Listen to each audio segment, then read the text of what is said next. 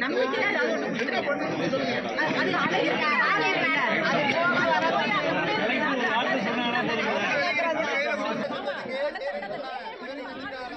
மாவட்டம் காரைக்குடி அருகே அரசு பள்ளியில் மின்சாரம் தாக்கி உயிரிழந்த 9ஆம் வகுப்பு மாணவனின் உறவினர்களுக்கு 9 லட்சம் ரூபாய் தற்போது அரசு சார்பாக நிவாரணம் வழங்கப்பட்டிருக்கிறது. அமைச்சர் பெரிய கருப்பண்ணனும் சேர்ந்து அந்த நிவாரணத்தை தற்போது அவரது குடும்பத்தினரிடம் வழங்கியிருக்கிறார்கள்.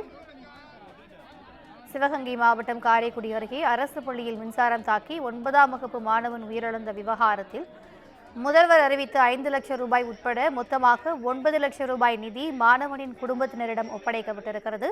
அமைச்சர் பெரிய கருப்பண்ணன் 2 லட்சம் ரூபாய், அறக்கட்டளை சார்பில் 2 லட்சம் ரூபாயும் அவர்களுக்கு வழங்கப்பட்டிருக்கிறது. அண்மை தகவலாக பார்த்துக் கொண்டிருக்கிறோம்.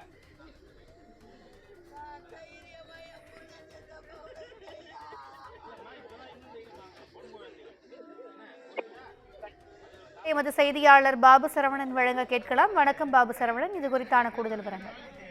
வணக்கம் திவ்யா. சிவகங்கை மாவட்டம் காரைக்குடி அருகே உள்ள பொய்யாவயல் கிராமத்துல நேற்று பள்ளியில கம்ப்யூட்டரோட பிளக்கை மாட்டும் போது மின்சாரம் தாக்கி சக்தி சோமையா அப்படின்ற மாணவர் இறந்துட்டாரு. அவரோட உடல் காரைக்குடி மருத்துவமனையில் வச்சிருந்துச்சு. உறவினர்கள் உடலை வாங்க மறுத்து பல்வேறு கட்ட போராட்டங்கள் நடத்தி வந்தனர். இந்நிலையில் தமிழக முதலமைச்சர் காலையில் 5 லட்சம் ரூபாய் நிவாரண நிதி அறிவித்திருந்தார்.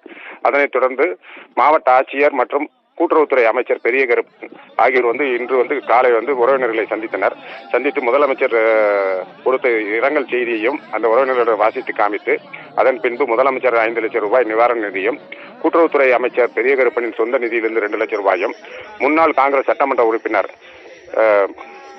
ராமசாமி KR ராமசாமி அவர்களின் நிதியில் இருந்து 2 லட்சம் ரூபாயும் 9 லட்சம் ரூபாய் அவர்களுக்கு இப்போ கொடுக்கப்பட்டிருக்கு. அதுபோல் குடும்பத்தில் ஒரு வேலை வழங்கப்படும் என்று உறுதியும் அளித்துள்ளனர்.